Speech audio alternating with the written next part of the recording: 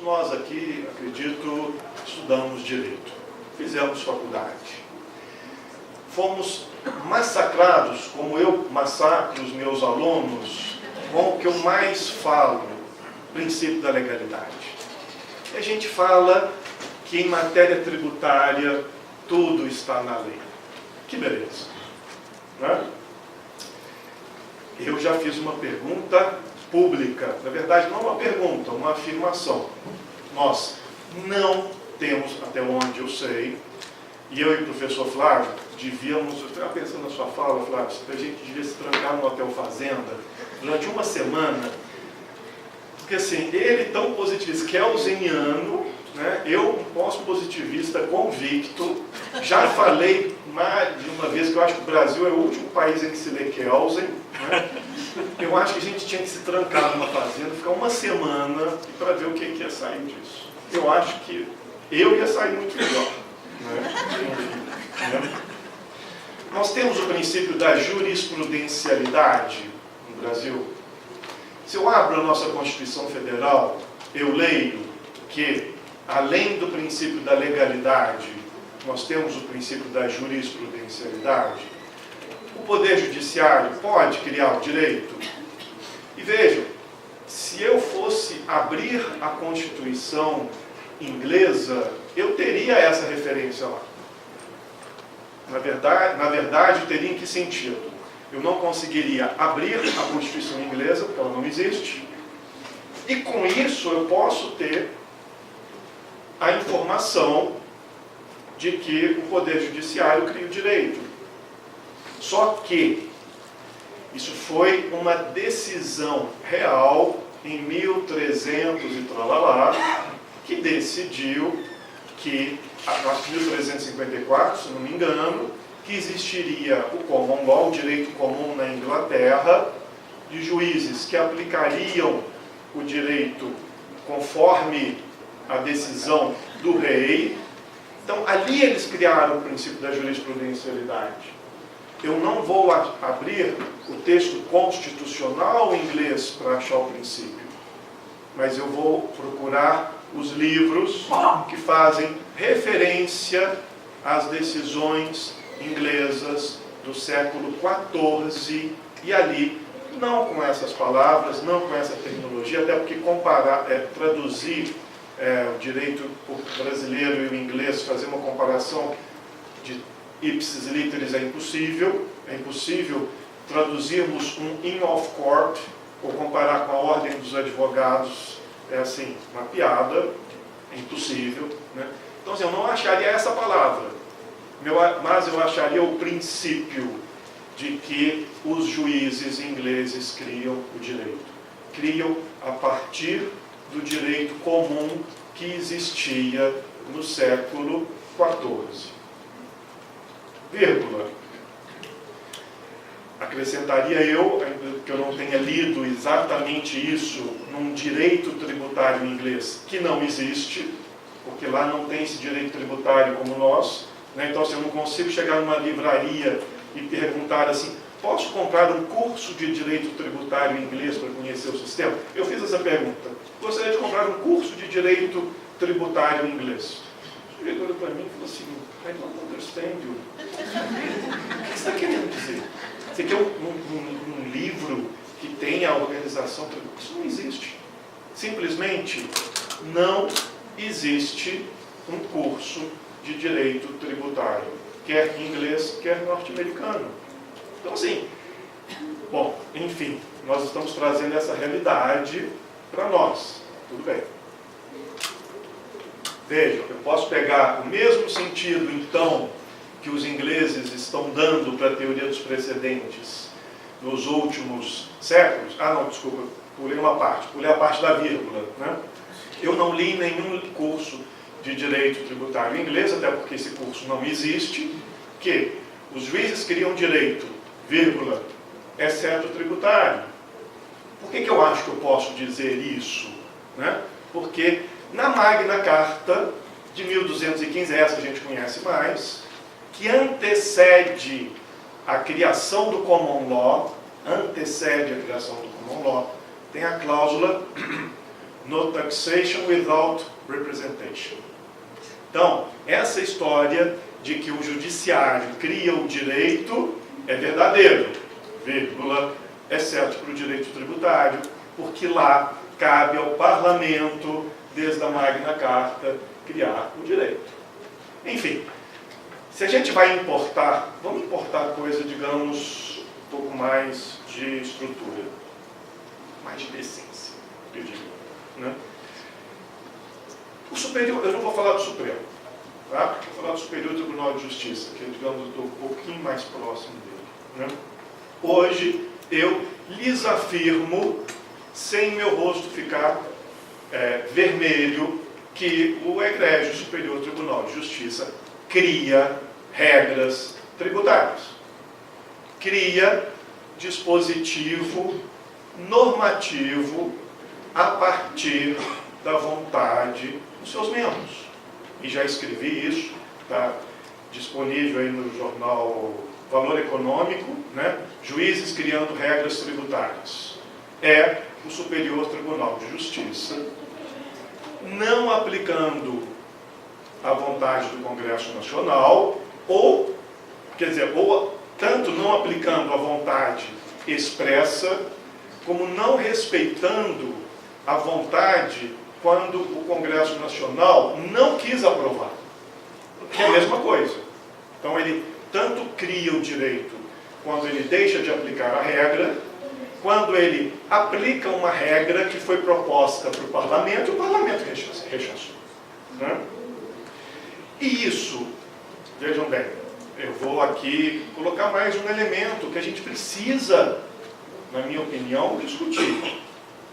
A estratégia das procuradorias públicas nesse acontecimento.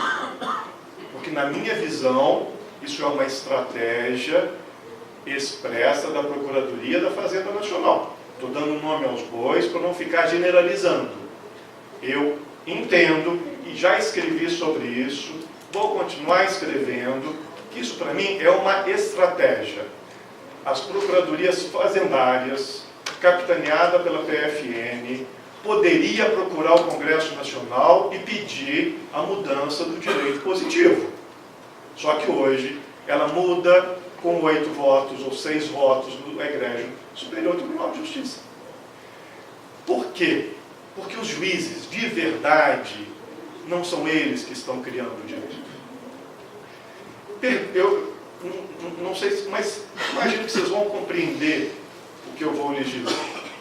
Imagine uma decisão em que as duas partes contrárias, ambas entram com embargos de declaração, ambas dizendo, excelência, a decisão está errada. Será que o juiz vai manter a decisão a si mesmo? Eu sinceramente não acredito. O que está acontecendo? De alguma forma, e o Flávio tangenciou isso, por motivos que a gente desconhece, o judiciário está tomando algumas decisões. Os contribuintes entram com embargo de declaração. Os procuradores não entram com embargo de declaração. Ou se entram, fogem do ponto, né, o professor Walter Lobato, eles fogem do ponto diretamente. Agora, um juiz que tiver as duas partes dizendo, excelência, me desculpe, sua decisão está confrontando a legislação, o juiz vai mudar a decisão. Então, nós temos que reconhecer, existe uma estratégia de mudar o direito no Superior Tribunal de Justiça e não no Congresso Nacional. E eu, para não falar, para não dizerem que eu estou falando de generalidades, dou alguns exemplos que, para mim, são a clareza, pelo menos da minha fala, a clareza do meu pensamento. Responsabilidade tributária. A súmula 435 do STJ está perfeita em relação ao anteprojeto de Código Tributário Nacional de Rubens Gomes de Souza. A súmula 435 do STJ está de acordo com o projeto de Código Tributário do professor Rubens Gomes de Souza. Ela só não está de acordo com a lei 5.172, né, que é o Código Tributário Nacional, onde o Parlamento, o Congresso Nacional, pegando o texto do Rubens Gomes de Souza, não transformou esse dispositivo em lei.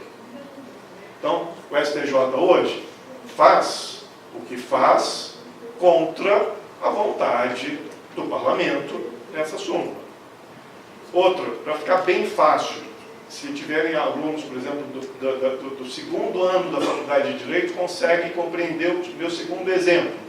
Acho que a súmula 314, estou falando meio de memória, aquela que diz da prescrição intercorrente, que o processo ficará em secretaria por 1 ano e depois começa a contar o prazo de 5 anos. Olha que interessante. A Lei de Execução Fiscal diz que o processo ficará em secretaria por, no máximo, 1 ano. O que acontece quando o STJ simplesmente esquece de ler essa partezinha por no máximo? Quando ele esquece de ler, ele anula uma sentença minha por um processo que eu declarei a prescrição, eu declarei a suspensão, dei vista para o exequente, mandei para o arquivo rapidamente, ele ficou 5 anos no arquivo. Gente, isso aconteceu comigo. Primeira vez que o TRF anulou uma sentença minha, em que eu declarei a prescrição intercorrente, porque o processo não ficou 6 anos, eu quase chorei. Porque, na verdade, a minha eficiência como administrador de uma vara foi punida com o dinheiro, com o direito do contribuinte. Porque eu tinha que ter sido moroso. E o que eu fiz? Eu apliquei a legislação. A legislação dizia que no processo não podia ficar mais de 1 ano, mas podia ficar 1 dia só. Aí vem a súmula e muda. Por que a súmula está criando direito? Porque eu ensino para os meus alunos que no artigo 174 do CTN o prazo de prescrição é de 5 anos. E eu tenho uma súmula que diz que é de 6 anos. Isso não é criação do direito? Isso não é pós-positivismo, hein? Isso não é pós-positivismo. Isso é criação do direito pela jurisprudência, por vontade das procuradorias fazendárias. Vamos dar os nomes corretos para nós podermos continuar dialogando. Agora, o melhor exemplo para mim, que é onde eu vou entrar na teoria dos precedentes, é um recurso especial do STJ, julgado por relatado pelo ministro Fux. Os meus alunos sabem, eu chamava isso da decisão que eu mais odiava. É a única decisão judicial que eu sei o número dela, o RESP 1.120.295. Hoje eu chamo de my beloved case. Gente, eu amo esse caso. O que aconteceu no STJ? O ministro Fux tinha a possibilidade de julgar se ele ia aplicar o Código Tributário Nacional, digamos, friamente, ou se ele ia conjugar com a Lei de Execução Fiscal e, principalmente, o que estava em julgamento? Aquela famigerada tese do 5 mais 5, né? Então, para a contagem do prazo de prescrição, você conta primeiro o prazo de decadência, ainda que o crédito tenha sido constituído por declaração, ou se a declaração constituiria o crédito tributário. Então eram essas as opções do ministro Fux, né? A decisão de primeiro grau aplica o 5 mais 5, a decisão de segundo grau aplica apenas o 174 do CTN. O que o ministro Fux faz? Ele diz assim, uma palavra basta, o CTN é incoerente. Ponto. Mas nada de justificativa. O CTN é incoerente. Nem comecei a falar isso. Aí ele pega o Código de Processo Civil e vejam bem, como eu falei, vamos falar as coisas corretamente. O professor titular de Direito Processual Civil da UERJ pega o Código de Processo Civil, artigo 219, e o aplica pela metade. Aplica os parágrafos 1º e menciona o parágrafo 2º. Simplesmente esquece de mencionar os parágrafos 3º e parágrafo 4º.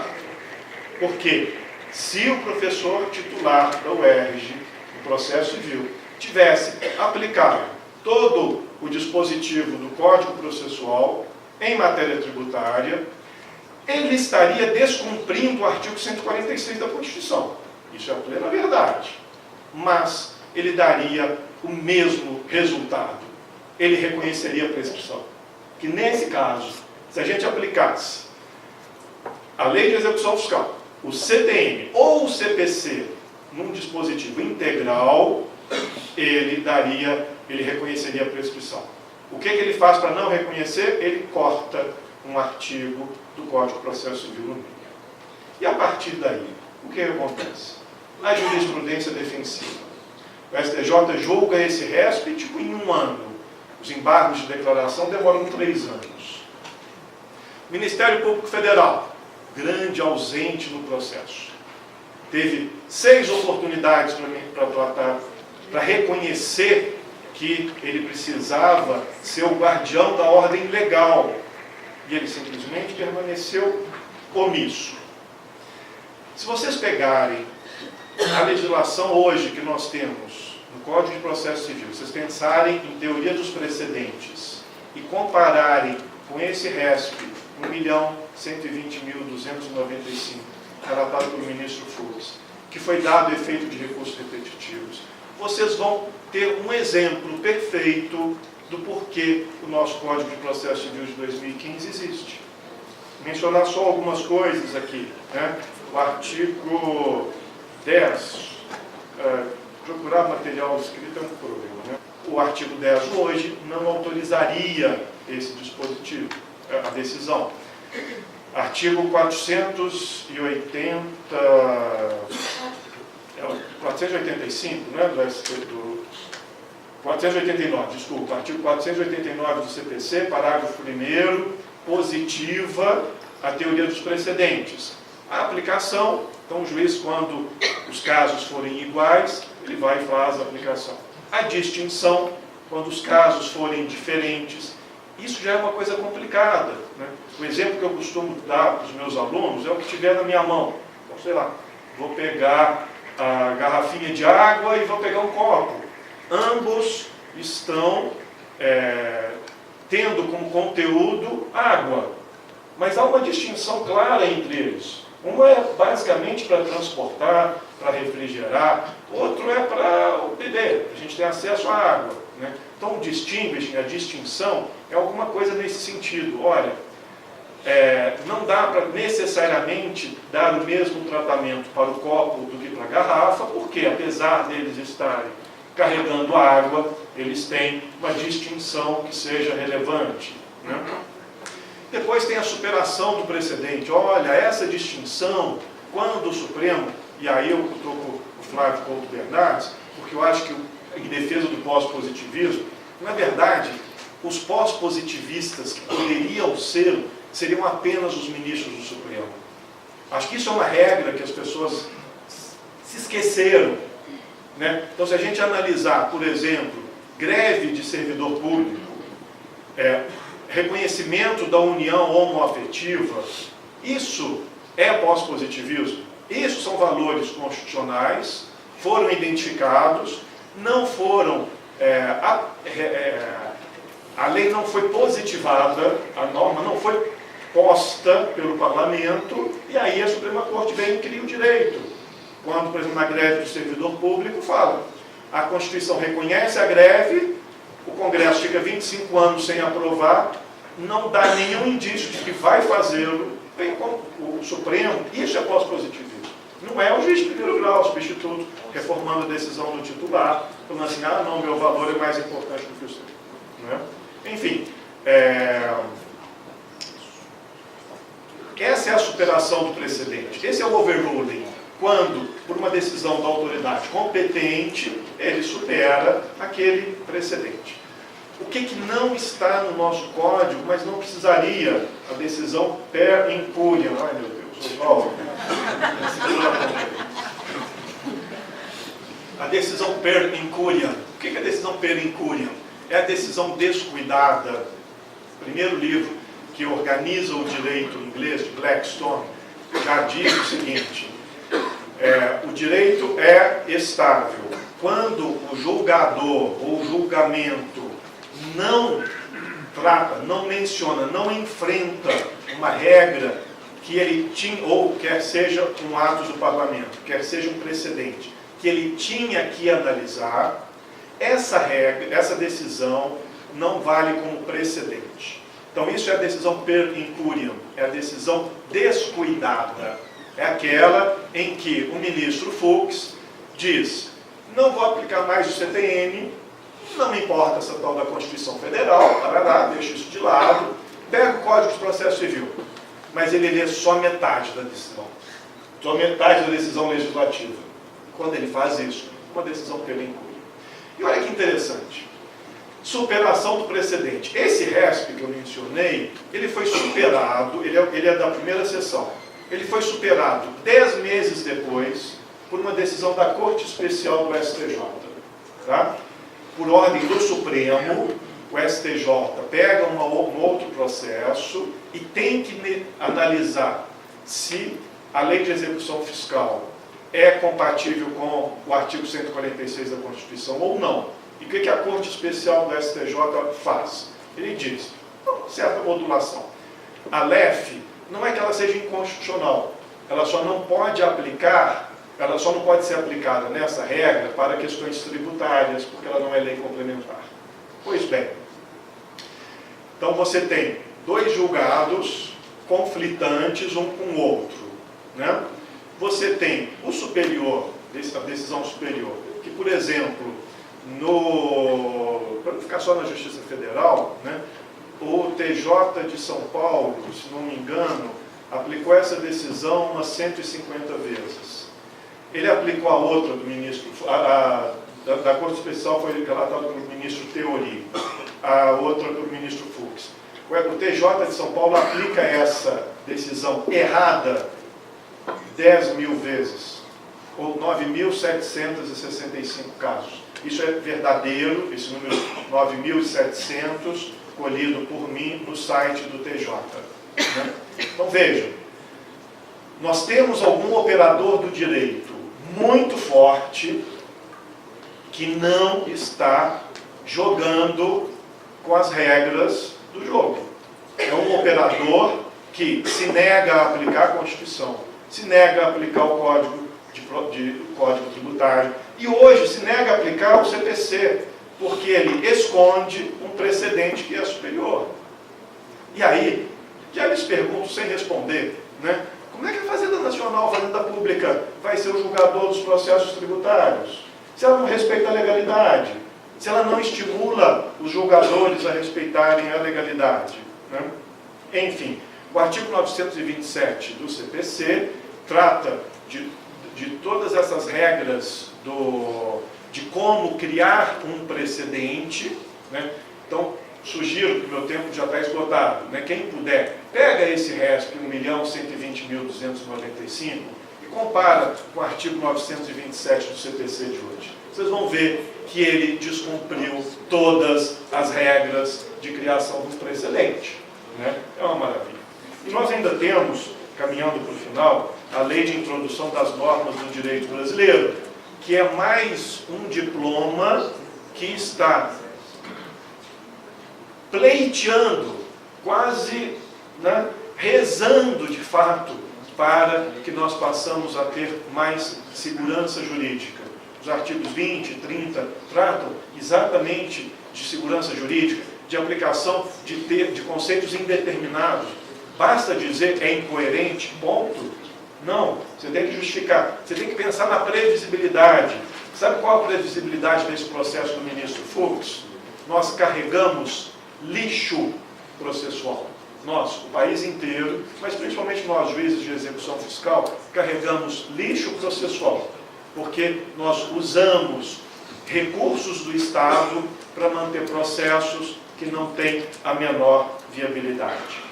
E a última palavra, de novo, o professor Flávio Couto Bernardes, como secretário, da BBB, né? Ele deve ter construído essa mesa de propósito. Não deve ter sido por acaso que ele falou antes de mim, não. Tá? Para concluir, eu não digo para os meus alunos a teoria do Kachunga, né? Mas ele já me deu, eu pedi, ele me deu o PowerPoint impresso ali para mim. Eu aplico a filosofia da ciência. Né? Minha primeira aula no mestrado é sobre ciência do direito. E dentro disso tem um capítulo que eu adoro, chamado Filosofia da Ciência. Né? A filosofia da ciência faz a seguinte pergunta básica: o que é ciência? E o que é científico? Né? E o exemplo mais fácil de todos, ou pelo menos para mim, é a identificação entre astronomia e a astrologia. Né? Nós do direito, a nossa ciência jurídica hoje está mais para a astronomia ou para a astrologia? E eu termino dizendo, a Agência Espacial Europeia mandou um foguete para o espaço e ele, 15 anos depois, pousou na órbita de um satélite conforme previsto. Eu não sei quanto à astrologia, mas a astronomia é uma ciência. Em relação ao direito, hoje, eu deixo para vocês responderem. Muito obrigado.